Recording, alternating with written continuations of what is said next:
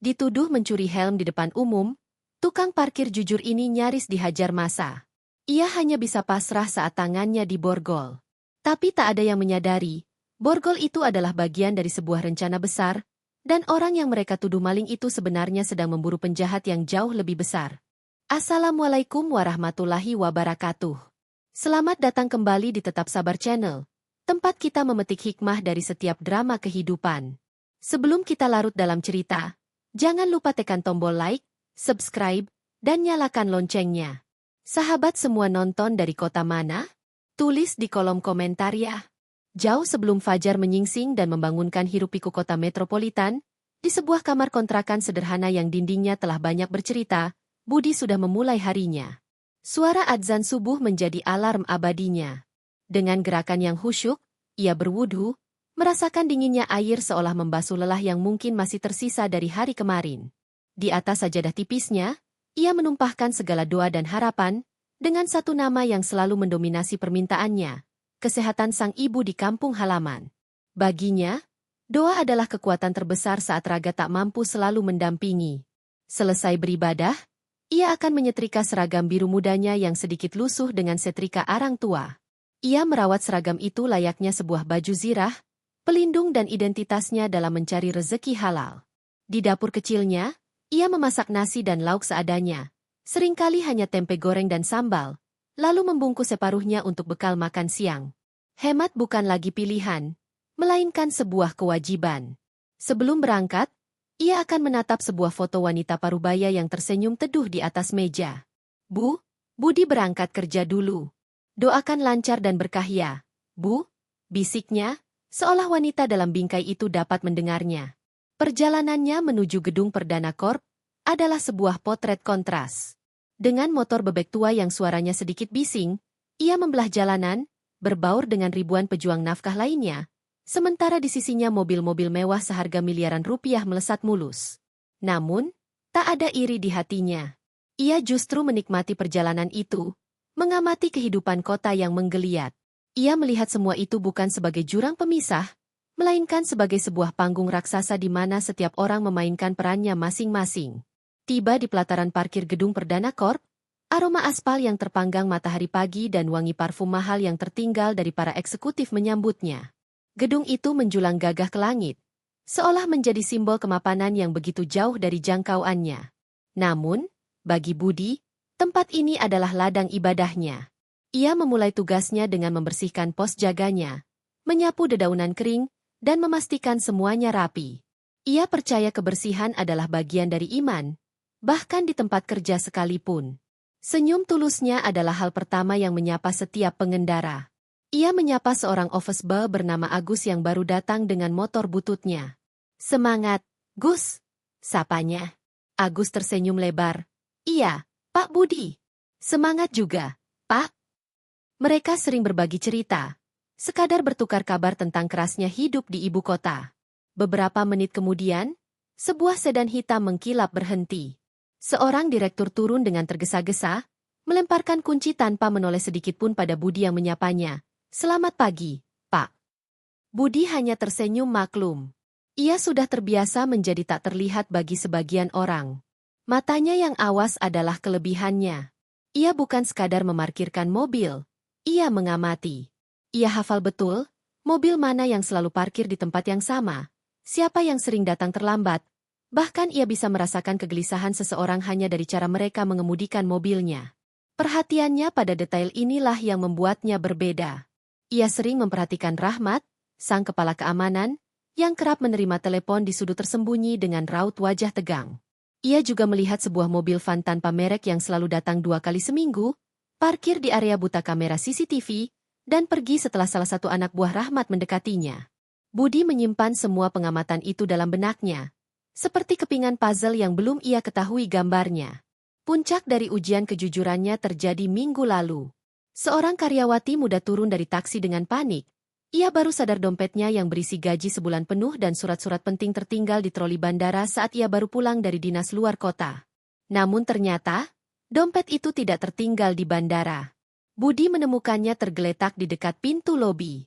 Tanpa berpikir 2 kali, Ia mengamankan dompet itu dan langsung menyerahkannya pada Rahmat di pos keamanan untuk diumumkan. Saat karyawati itu datang dengan wajah penuh syukur, ia hendak memberikan Budi beberapa lembar uang ratusan ribu sebagai tanda terima kasih. Tidak usah, Mbak. Itu sudah tugas saya. Saya senang bisa membantu, tolak Budi dengan halus. Namun, setelah karyawati itu pergi, Rahmat menatapnya dengan sinis. Jangan sok suci kamu, Bud. Paling-paling isinya sudah kamu periksa dulu, kan? Berapa yang kamu ambil? Cibirnya. Dada Budi terasa sesak mendengar tuduhan itu, namun ia memilih untuk tidak membantah. Percuma berdebat dengan orang yang hatinya sudah dipenuhi prasangka. Ia hanya tersenyum tipis, sebuah senyuman yang menyembunyikan ribuan kata, lalu berkata, rezeki saya sudah diatur sama yang di atas, Pak. Ia kemudian berjalan kembali ke posnya di bawah terik matahari, membiarkan panasnya membakar segala rasa sakit hati. Ia tidak tahu bahwa setiap pengamatan, setiap kesabaran, dan setiap kejujurannya adalah bagian dari sebuah misi besar yang akan segera mencapai puncaknya, sebuah misi yang akan mengoyak selubung kebusukan di balik kemegahan gedung Perdana Corp. Hari telah beranjak siang, mengubah pelataran parkir gedung Perdana Corp menjadi sebuah tungku raksasa. Aspal hitam memantulkan gelombang panas yang kasat mata, membuat udara terasa bergetar. Budi, dengan handuk kecil yang melingkar di lehernya untuk menyeka peluh, tetap berdiri sigap di posnya. Ia baru saja selesai menunaikan ibadah sholat zuhur di musola basement, sebuah oase ketenangan di tengah kesibukannya.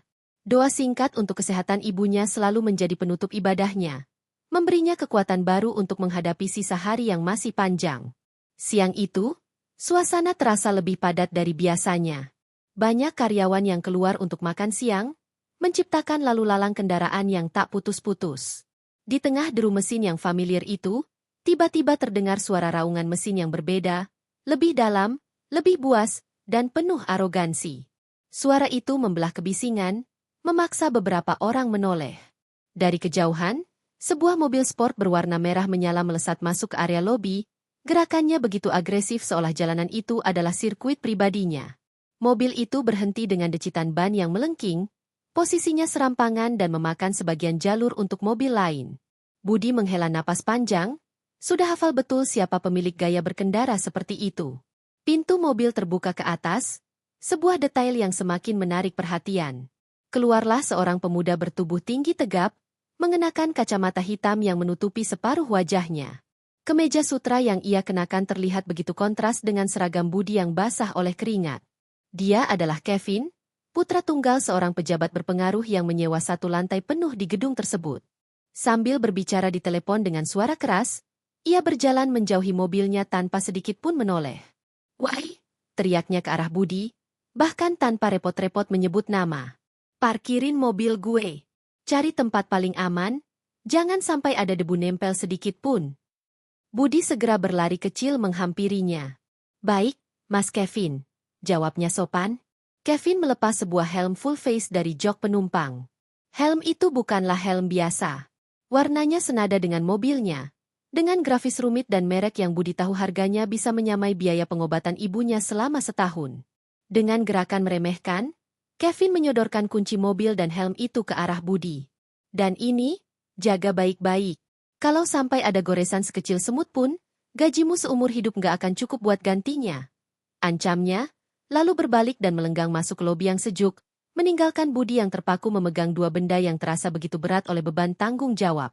Budi menatap helm di tangannya dengan perasaan campur aduk. Ia bisa merasakan kualitas bahan serat karbon yang ringan namun kokoh, melihat detail catnya yang sempurna. Ia mengerti, benda ini bukan sekadar pelindung kepala, tapi sebuah lambang status. Dengan kehati-hatian luar biasa, ia memutuskan untuk tidak meninggalkannya di atas motor atau rak biasa yang bisa dijangkau siapa saja. Ia membawanya ke dalam pos jaganya yang sempit, meletakkannya di atas meja kecil miliknya, lalu menutupinya dengan lap bersih agar tak terkena debu. Baginya, itu adalah tempat paling aman yang bisa ia pikirkan. Setelah itu, ia segera memindahkan mobil sport merah itu ke area parkir VIP yang teduh. Waktu berjalan merambat. Jam makan siang usai, keramaian mereda, dan kini berganti dengan kesibukan sore hari. Langit yang tadinya biru cerah mulai dihiasi semburat oranye. Beberapa karyawan sudah mulai turun untuk pulang. Budi, Meski lelah, tetap melayani setiap orang dengan senyum terbaiknya. Pikirannya sesekali melayang ke kampung, membayangkan apa yang sedang ibunya lakukan. Tiba-tiba, dari arah lobi, Kevin muncul kembali. Kali ini ia tidak sendiri. Ia berjalan bersama seorang wanita muda yang glamour. Mereka tertawa-tawa, namun raut wajah Kevin tampak sedikit kesal, seolah perbincangan bisnisnya tidak berjalan sesuai rencana. Ia berhenti di depan pos Budi. "Mana kunci mobil gue?" tanyanya ketus. "Ini, Mas," jawab Budi sambil menyerahkan kunci yang sudah ia gantungkan dengan rapi. Kevin mengambil kunci itu, lalu matanya berkeliling mencari sesuatu. "Helmnya ada di dalam pos, Mas. Saya amankan di sini biar tidak kenapa-kenapa," kata Budi dengan nada lega karena merasa telah menjaga amanah dengan baik. Ia berbalik, masuk ke dalam posnya yang sempit untuk mengambil helm tersebut. Namun, detik berikutnya, seluruh darah di tubuh Budi seolah berhenti mengalir. Meja kecil tempat ia meletakkan helm itu kini kosong melompong. Benda merah mengkilap itu lenyap tanpa jejak. Jantung Budi berdegup kencang. Napasnya tercekat. Ia mencari ke kolong meja, ke setiap sudut pos, namun hasilnya nihil. Kepanikan mulai merayap di sekujur tubuhnya. Dengan wajah pucat pasi dan tangan gemetar, ia keluar dari pos. "Maaf, Mas, tadi saya letakkan di sini." "Sumpah, saya letakkan di atas meja," ucapnya dengan suara terbata-bata. Ekspresi Kevin berubah drastis. Tawa di wajahnya hilang, digantikan oleh tatapan dingin penuh amarah. "Apa maksudmu?" "Hah? Jangan main-main sama gue." "Saya tidak main-main, Mas." Helmnya hilang. Lirih Budi, suaranya nyaris tak terdengar. "Hilang?" Suara Kevin meledak seperti guntur, bergema di seluruh area parkir. Wanita di sebelahnya sampai terlonjak kaget. Beberapa orang yang hendak pulang langsung berhenti dan menoleh ke sumber keributan. "Dasar maling! Lo pikir gue bodoh? Pasti lo kan yang ambil. Lo sembunyiin di mana? Hah?" Tuduhan itu bagai sebuah cambuk yang menghantam Budi. Ia menggeleng kuat-kuat. "Tidak, Mas. Demi Allah, saya tidak mengambilnya." Teriakan Kevin yang membahana sampai ke telinga Rahmat, sang kepala keamanan, yang kebetulan sedang berpatroli tak jauh dari sana. Melihat ada keributan yang melibatkan anak pejabat, Rahmat segera datang dengan langkah cepat, seolah ini adalah panggung yang sudah lama ia nantikan. "Ada apa ini, Mas Kevin?" tanyanya dengan nada yang dibuat khawatir, namun matanya menatap Budi dengan sorot penuh kemenangan. "Orang ini, tukang parkir ini, dia maling helm saya, Pak." Adu Kevin, menunjuk-nunjuk wajah Budi. Rahmat bahkan tidak perlu bertanya pada Budi. Ia langsung memasang wajah sangar, seolah semua fakta sudah ada di tangannya. Ia maju selangkah, berhadapan dengan Budi. "Sudah saya duga dari dulu. Muka seperti kamu ini memang tidak bisa dipercaya. Di mana kamu sembunyikan helm itu? Mengaku sekarang sebelum saya buat kamu menyesal," bentaknya. Kerumunan orang semakin ramai, membentuk lingkaran penghakiman di sekitar Budi yang kini berdiri sendirian, terpojok, dan dituduh melakukan kejahatan yang tak pernah ia bayangkan sekalipun. Bentakan Rahmat yang menggema seperti vonis hakim jalanan menjadi pemantik yang sempurna. Kerumunan yang tadinya hanya menonton dari kejauhan, kini mulai merapat, membentuk dinding manusia yang rapat dan mengintimidasi di sekeliling Budi. Udara yang panas terasa semakin pengap, dipenuhi oleh bisikan-bisikan tajam yang menyayat hati dan tatapan mata yang menghakimi. Budi merasa seperti seekor domba yang dikepung oleh kawanan serigala lapar. Ia bisa mendengar dengan jelas serpihan-serpihan percakapan yang meluncur deras ke arahnya. Setiap kata terasa seperti batu kerikil yang dilemparkan ke wajahnya. "Tuh, kan, benar dugaanku. Mukanya saja sudah kelihatan tidak jujur," desis seorang wanita karir yang memegang tas kulit mahal. "Sudah untung dikasih pekerjaan, malah berbuat ulah. Tidak tahu terima kasih," timpal seorang pria berjas yang berdiri di sebelahnya. "Zaman sekarang memang susah percaya sama orang kecil. Dikasih hati, minta jantung," sahut yang lain. Setiap kalimat adalah paku yang menancap di tiang salib penghakimannya. Mereka tidak tahu apa-apa, tidak melihat kejadiannya. Namun status sosial Kevin dan seragam Rahmat sudah cukup menjadi bukti di mata mereka. Kebenaran tidak lagi penting. Yang ada hanyalah pertunjukan. Dan dalam pertunjukan itu, Budi adalah penjahatnya. Di tengah lautan wajah yang penuh cemooh itu, Budi melihat kilatan lensa kamera ponsel. Seorang pemuda di barisan depan dengan tega merekam seluruh kejadian itu, senyumnya menyeringai seolah baru saja menemukan konten viral yang menarik. Hati Budi mencelos. Bayangan wajah ibunya yang teduh tiba-tiba melintas di benaknya. Bagaimana jika video ini tersebar? Bagaimana jika seseorang di kampung menunjukkannya pada ibunya? Pikiran itu terasa jauh lebih menyakitkan daripada tuduhan mencuri. Ya Allah, jangan sampai ini terjadi, doanya dalam hati. Kevin, yang melihat dukungan massa ada di pihaknya, semakin besar kepala. Ia melangkah maju, menunjuk-nunjuk dada Budi dengan jarinya. Orang miskin sepertimu ini seharusnya tidak ada di tempat semegah ini. Kau hanya sampah yang mengotori pemandangan. Budi hanya bisa menggeleng pelan. Bibirnya keluh untuk membantah. Suaranya seolah tenggelam, ditelan oleh kebisingan massa yang semakin riuh. Saya benar-benar tidak mengambilnya. Hanya itu yang berhasil keluar dari mulutnya. Suaranya bergetar dan nyaris tak terdengar. Melihat Budi yang tak berdaya, Rahmat merasa di atas angin. Inilah kesempatannya untuk menunjukkan kekuasaan sekaligus menyingkirkan orang yang diam-diam tidak ia sukai. Dengan gerakan kasar, ia mendorong pundak Budi dengan keras.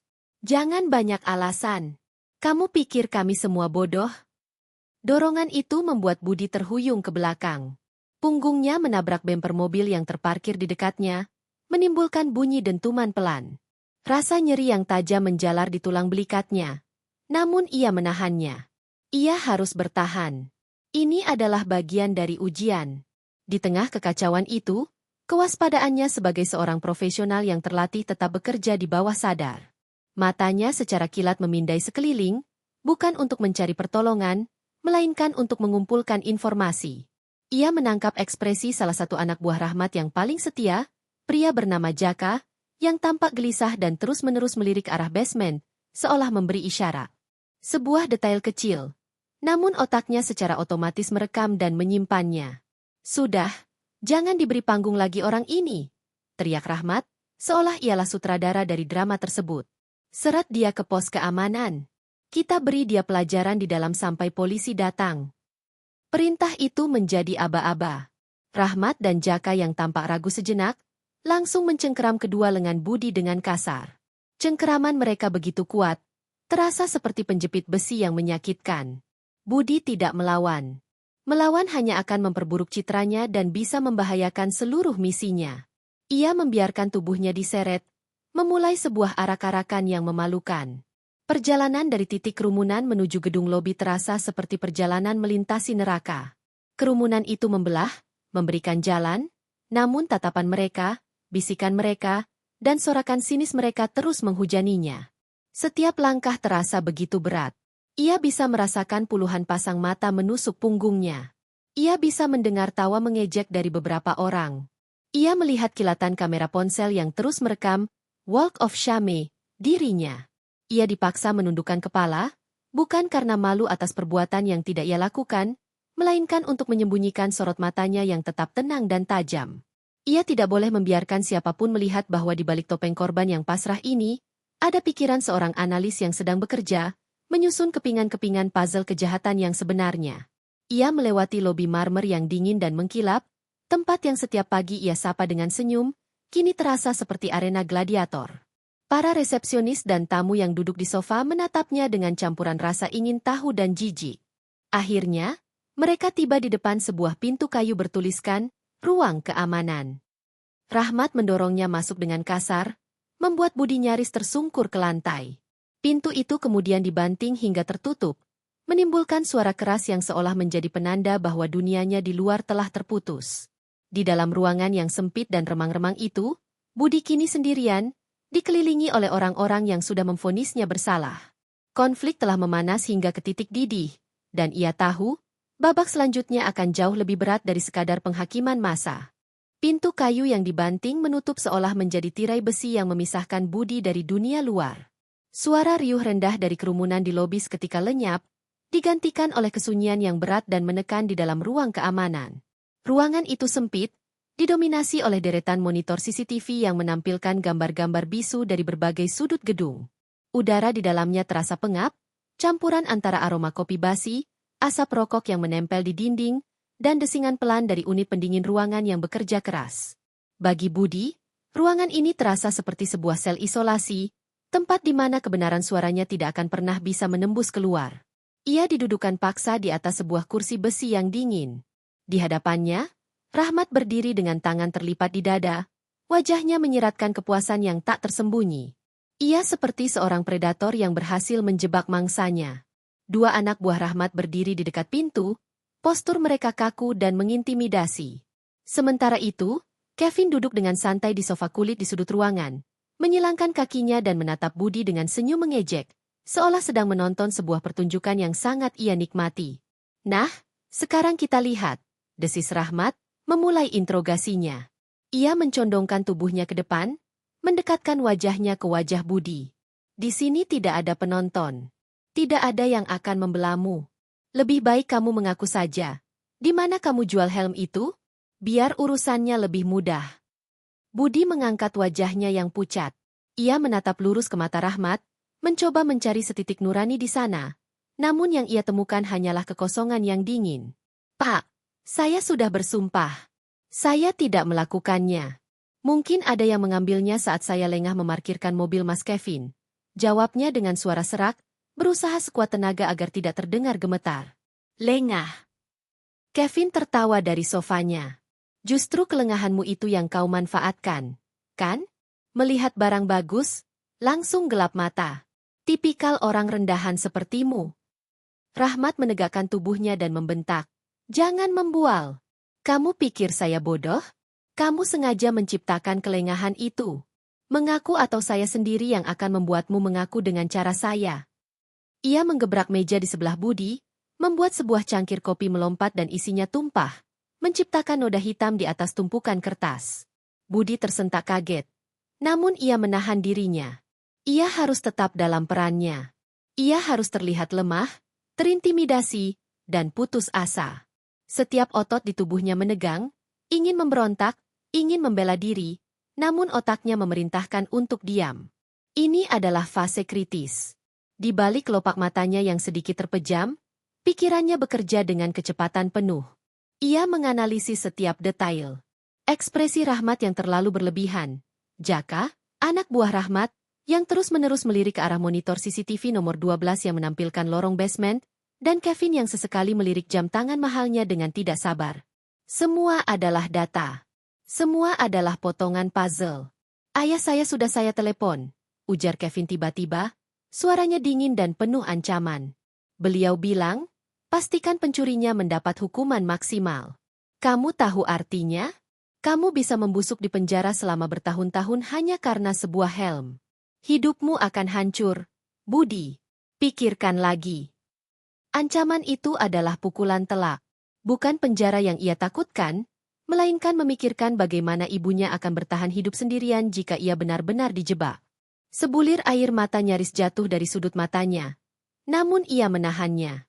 Jangan menangis, perintahnya pada diri sendiri. Kesabaran adalah senjatamu. Melihat Budi yang hanya diam menunduk, Rahmat tersenyum puas.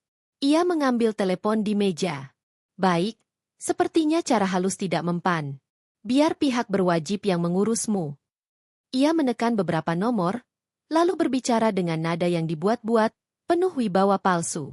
Selamat sore, Komandan. Saya Rahmat, Kepala Keamanan Gedung Perdana Corp.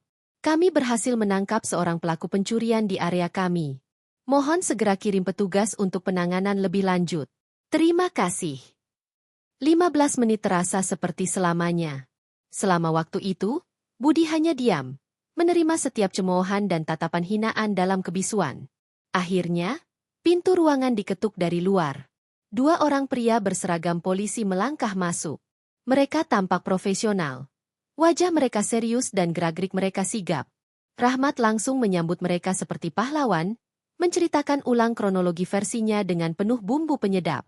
Salah satu petugas, yang memiliki name tag, Sugiarto, mendekati Budi. Selamat sore, Pak. Bisa jelaskan apa yang terjadi dari sudut pandang Anda? Tanyanya dengan nada datar namun tidak mengancam. Budi menarik napas dalam-dalam. Inilah saatnya. Ia menceritakan semuanya dengan jujur. Mulai dari saat ia menerima helm itu, hingga saat ia menyadari helm itu hilang. Ia tidak menambahkan apapun, tidak juga mengurangi. Petugas kedua, yang lebih muda, berkeliling ruangan, mengamati monitor CCTV, dan sesekali mencatat di buku kecilnya. Setelah Budi selesai berbicara, petugas Sugiarto mengangguk pelan. Baik, terima kasih atas keterangannya. Sesuai prosedur, kami harus melakukan penggeledahan badan. Budi berdiri dan mengangkat kedua tangannya. Petugas itu meraba setiap bagian tubuh dan seragamnya, tentu saja tidak menemukan apa-apa selain dompet bututnya. Ia membuka dompet itu, di dalamnya hanya ada beberapa lembar uang 10 ribuan, sebuah KTP, dan foto ibunya yang sudah sedikit usang. Untuk sesaat, tatapan petugas itu melembut saat melihat foto tersebut, sebuah momen singkat yang luput dari perhatian Rahmat dan Kevin. Tidak ada apa-apa, Komandan, lapornya pada rekannya. Rahmat mendengus. Pasti sudah ia lempar atau ia jual. Pak, maling zaman sekarang pintar. Petugas Sugiarto menatap Budi lagi. Karena tidak ada barang bukti pada Anda, tapi ada laporan dari korban, maka dengan sangat terpaksa, Anda harus ikut kami ke kantor polisi untuk dimintai keterangan lebih lanjut. Ini adalah momen puncaknya. Petugas itu mengeluarkan sepasang borgol dari pinggangnya. Suara gemerincing logamnya terdengar begitu nyaring di ruangan yang senyap itu. Budi mengulurkan kedua tangannya ke depan, pasrah. Saat logam dingin itu menyentuh kulit pergelangan tangannya, ia memejamkan mata sejenak, membayangkan wajah ibunya sekali lagi. Klik. Suara borgol yang terkunci terdengar begitu final, begitu absolut. Itu adalah suara kekalahan di mata semua orang yang ada di ruangan itu. Rahmat tersenyum lebar. Kevin menyeringai puas. Mereka telah menang. Tukang parkir rendahan itu sudah tamat. Namun, saat Budi membuka matanya dan mengangkat kepalanya, sorot matanya yang bertemu dengan tatapan Rahmat bukanlah sorot mata seorang pecundang. Tidak ada ketakutan, tidak ada kemarahan, hanya ada ketenangan yang dalam dan misterius. Sebuah ketenangan yang begitu ganjil, begitu tidak pada tempatnya, yang tanpa disadari mengirimkan sebersih terasa merinding aneh ke tulang punggung Rahmat. Suara klik dari borgol yang mengunci pergelangan tangan Budi menggantung di udara, menjadi penanda kemenangan bagi Rahmat dan Kevin. Rahmat tersenyum miring, merasa puas telah berhasil menyingkirkan kerikil dalam sepatunya. Kevin bahkan mengeluarkan ponselnya, mungkin untuk mengabarkan pada ayahnya bahwa masalah kecil itu sudah beres. Kedua petugas berseragam itu memegang lengan Budi, bersiap untuk menggiringnya keluar dari ruangan itu menuju takdir yang seolah sudah tersegel, menjadi pesakitan. Budi hanya menunduk, memainkan perannya sebagai orang kalah sampai detik terakhir. Namun, tepat saat mereka akan melangkah, sebuah ketukan di pintu menginterupsi segalanya. Bukan ketukan ragu-ragu, melainkan 3 ketukan yang singkat, keras, dan penuh otoritas. Semua orang di ruangan itu menoleh serempak.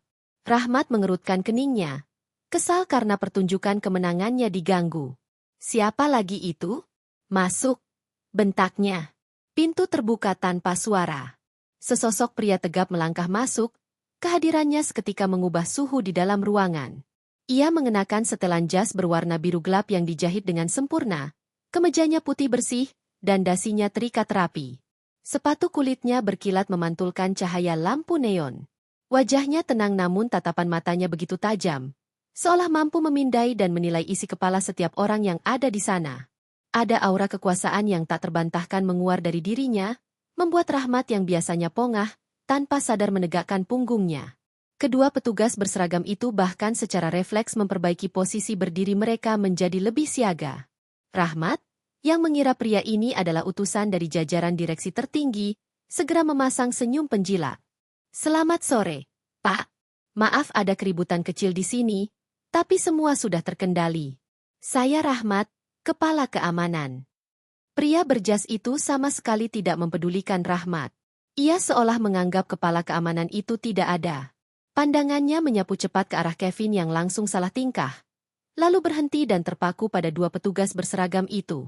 Ia memberi mereka sebuah anggukan kepala yang nyaris tak terlihat, sebuah isyarat yang hanya mereka mengerti. Kemudian, yang membuat semua orang terperangah, pria itu mengalihkan seluruh perhatiannya pada Budi, pria lusuh yang kini berdiri dengan tangan terborgol.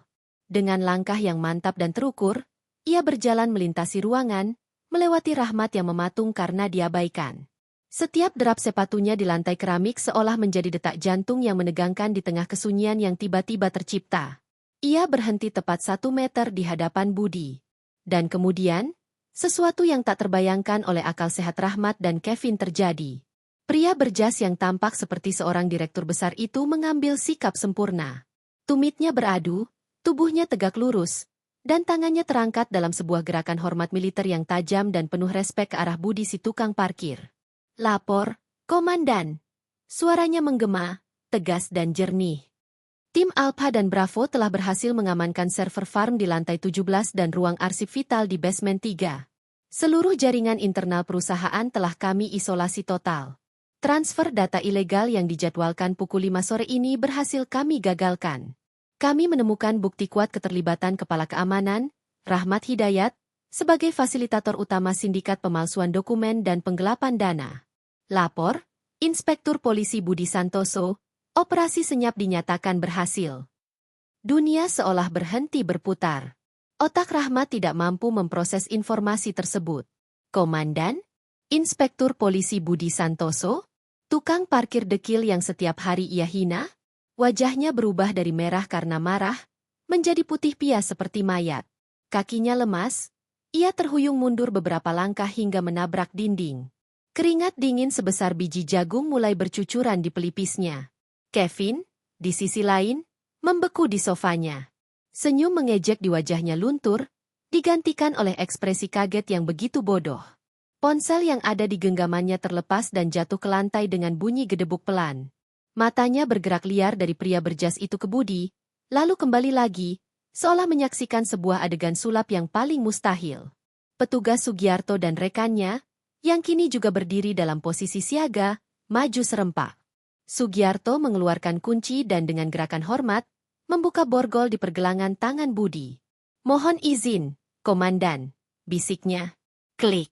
Suara kunci borgol yang terbuka kali ini terdengar seperti lonceng kebebasan bagi Budi, dan seperti ketukan palu godam vonis mati bagi Rahmat. Budi menggosok-gosok pergelangan tangannya yang sedikit memerah. Ia lalu berdiri tegak. Dan dalam sekejap, transformasi luar biasa terjadi. Pria yang tadinya membungkuk pasrah, kini berdiri dengan punggung lurus dan bahu yang tegap. Wajah yang tadinya menampakkan kebingungan dan ketakutan, kini mengeras dengan ekspresi tenang, fokus, dan penuh wibawa. Sorot matanya yang sayu berubah menjadi tatapan elang yang tajam dan menusuk. Ini bukan lagi Budi si tukang parkir.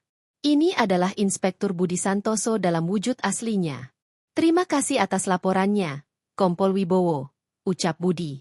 Suaranya kini terdengar berbeda. Lebih dalam, lebih berat, dan setiap katanya mengandung bobot kekuasaan. "Pastikan semua bukti digital diamankan dan disegel." Ia kemudian membalikkan badannya perlahan, menatap langsung ke arah Rahmat yang kini gemetar hebat. "Rahmat," panggilnya dengan nada dingin. "Panggung sandiwara kecilmu tentang helm curian ini sangat bagus. Kau berhasil membuat semua orang percaya. Tapi sayang sekali, pertunjukanmu sudah selesai. Sekarang, saatnya kita mulai pertunjukan yang sebenarnya. Pertunjukan tentang bagaimana kau, selama 2 tahun terakhir, menggunakan posisimu untuk membocorkan data tender dan memalsukan faktur, merugikan perusahaan ini hingga ratusan miliar rupiah." Kata-kata Inspektur Budi Santoso jatuh seperti palu godam di tengah kesunyian ruang keamanan. Setiap suku katanya adalah paku yang menancap pada peti mati kebohongan yang telah dibangun Rahmat selama bertahun-tahun. Untuk sesaat, Rahmat hanya bisa ternganga. Otaknya yang licik berusaha keras mencari celah, mencari kemungkinan bahwa ini semua hanyalah mimpi buruk yang rumit. Namun, tatapan dingin dari Budi, ketenangan Kompol Wibowo, dan sikap tegap 2 petugas yang kini menatapnya seperti seorang kriminal, memberitahunya bahwa ini adalah kenyataan yang paling pahit. Tidak mungkin," desis Rahmat, suaranya gemetar, menyangkal kenyataan. "Itu semua bohong. Fitnah. Kau tidak punya bukti apa-apa. Kau hanya seorang tukang parkir yang dendam padaku." Inilah pertahanan terakhirnya. Sebuah teriakan putus asa dari seekor tikus yang terpojok. Budi tersenyum tipis. Sebuah senyuman tanpa kehangatan. "Bukti?" ulangnya dengan nada tenang. "Kau benar, Rahmat. Seorang tukang parkir mungkin tidak punya bukti. Tapi seorang inspektur polisi selalu membawanya. Ia memberi isyarat pada Kompol Wibowo. Pria berjas itu kemudian menyalakan sebuah tablet dan meletakkannya di atas meja, menghadap ke arah Rahmat. Layar itu menampilkan sebuah rekaman video dari kamera tersembunyi. Di dalamnya, terlihat jelas wajah Rahmat yang sedang berbicara dengan seseorang di sudut terpencil area parkir basement, tepat di area buta CCTV yang selalu Budi perhatikan. Suara Rahmat terdengar jelas dan jernih. Data tendernya sudah saya kirim. Pastikan transfernya masuk rekening seperti biasa sebelum jam 5 sore. Jangan sampai terlambat, proyek ini nilainya besar. Dunia Rahmat runtuh seketika. Wajahnya yang pucat kini berubah menjadi kelabu.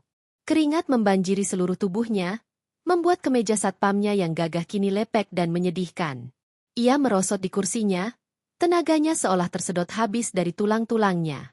Permainan telah usai. Ia kalah telak. Sugiarto, laksanakan, perintah Budi dengan suara tegas. Petugas Sugiarto dan rekannya maju. Ironi yang luar biasa. Petugas yang beberapa menit lalu memasang borgol pada Budi sebagai bagian dari sandiwara, kini mengeluarkan borgol yang sama untuk penjahat yang sesungguhnya. Rahmat tidak melawan. Ia terlalu hancur untuk bisa melawan. Saat borgol itu mengunci pergelangan tangannya, ia akhirnya pecah. Air mata penyesalan dan ketakutan mengalir deras di pipinya. Pria arogan yang beberapa saat lalu membentak dan menghina, kini hanya seorang pecundang yang menangis terseduh-seduh. Setelah Rahmat diamankan, tatapan Budi beralih ke sudut ruangan, ke arah Kevin yang sejak tadi berusaha membuat dirinya sekecil mungkin di sofa. Pemuda itu pucat dan gemetar, kemewahan pakaiannya kini tampak konyol membungkus tubuhnya yang ciut oleh rasa takut. Budi berjalan perlahan menghampirinya, mengambil ponsel Kevin yang tergeletak di lantai. Tadi kau bilang sudah menelepon ayahmu, ucap Budi dengan nada datar. Sekarang, telepon dia lagi. Katakan padanya, putranya telah melakukan tuduhan palsu terhadap seorang aparat negara yang sedang bertugas, sebuah pelanggaran serius yang bisa membuatnya ikut terseret. Dengan tangan yang gemetar hebat, Kevin menelepon ayahnya dan menyalakan mode pengeras suara. Terdengar suara berat dan arogan dari seberang. Ada apa lagi, Vin? Sudah bereskan urusan maling itu? Selamat sore, Bapak pejabat yang terhormat, sapa Budi, mengambil alih percakapan. Saya Inspektur Budi Santoso dari kepolisian. Maling? Yang Anda maksud saat ini sedang berbicara dengan Anda. Saya sarankan Anda segera datang ke gedung Perdana Korps sekarang juga untuk mendampingi putra Anda, sebelum kami yang harus menjemputnya untuk diproses atas tuduhan fitnah dan perbuatan tidak menyenangkan. Keheningan panjang terdengar dari seberang telepon, sebelum akhirnya dijawab dengan suara yang kini terdengar jauh lebih rendah dan penuh kekhawatiran. Baik, Inspektur. Saya segera ke sana. Pintu ruang keamanan akhirnya terbuka. Di luar, suasana sudah ramai. Beberapa anggota tim Budi yang lain dengan rompi polisi sudah berjaga, dan kabar tentang apa yang sebenarnya terjadi telah menyebar seperti api liar. Para karyawan yang tadi mencemooh Budi kini berdiri mematung di lobi. Wajah mereka dipenuhi campuran rasa kaget, tidak percaya, dan malu yang teramat sangat. Mereka menatap saat Rahmat yang menangis digiring keluar, diikuti oleh Inspektur Budi yang berjalan tegap di samping Kompol Wibowo. Semua tatapan kini tertuju pada Budi. Bukan lagi tatapan hinaan, melainkan tatapan penuh kekaguman dan rasa bersalah. Wanita karir yang tadi mencibirnya kini menundukkan kepala dalam-dalam, tidak berani menatap wajah Budi. Pemuda yang merekam videonya dengan seringai, kini telah menghapus video itu dengan perasaan panik. Tepat pada saat itu, General Manager Gedung Perdana Korps, Bapak Hartono, berlari tergopoh-gopoh dari lift, wajahnya panik sekaligus lega. Inspektur Budi, ya Tuhan maafkan kami. Maafkan kelalaian kami semua. Anda telah menyelamatkan perusahaan kami dari kerugian yang lebih besar, dan kami malah membiarkan Anda diperlakukan seperti ini.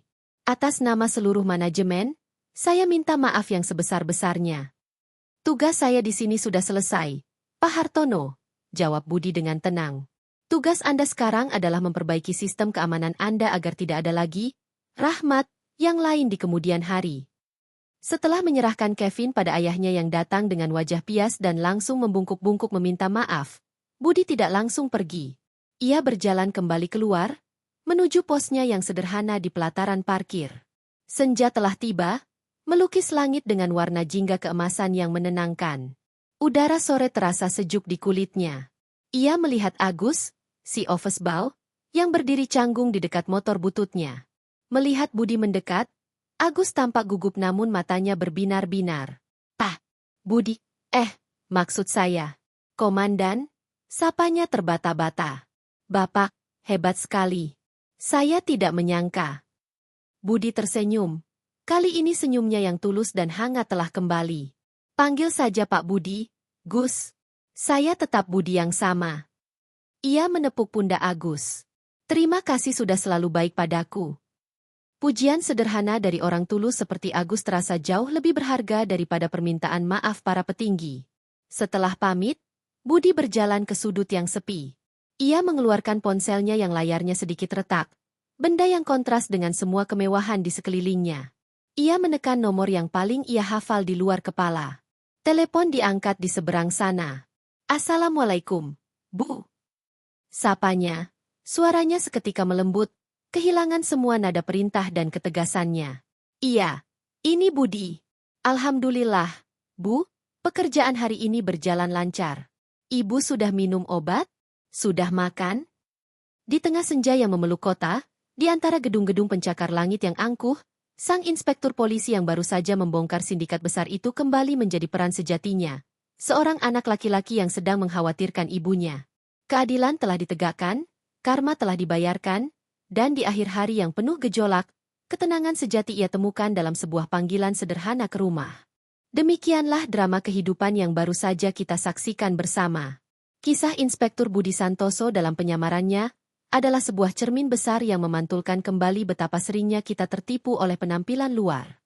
Panggung dunia ini memang penuh dengan kostum dan peran. Ada yang mengenakan jubah kesombongan untuk menutupi kerapuhannya, dan ada pula yang memakai seragam kesederhanaan untuk menyembunyikan kekuatan dan tugas mulia yang diembannya.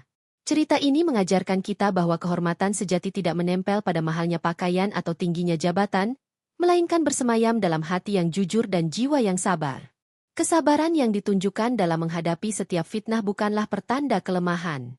Ia adalah jeda strategis, sebuah kekuatan hening yang memberi waktu bagi kebenaran untuk mengumpulkan momentumnya. Sebab pada akhirnya, roda takdir akan selalu berputar pada poros keadilannya. Mereka yang menabur angin kesombongan dan penghinaan, cepat atau lambat pasti akan menuai badai kehancuran. Sementara mereka yang dalam diam tetap teguh pada prinsip kebaikan, akan melihat pertolongan datang dari arah yang tak pernah disangka-sangka. Semoga kita semua bisa memetik hikmah berharga, untuk senantiasa menimbang perkataan dan menjaga hati, sebelum tergesa-gesa menghakimi panggung kehidupan orang lain.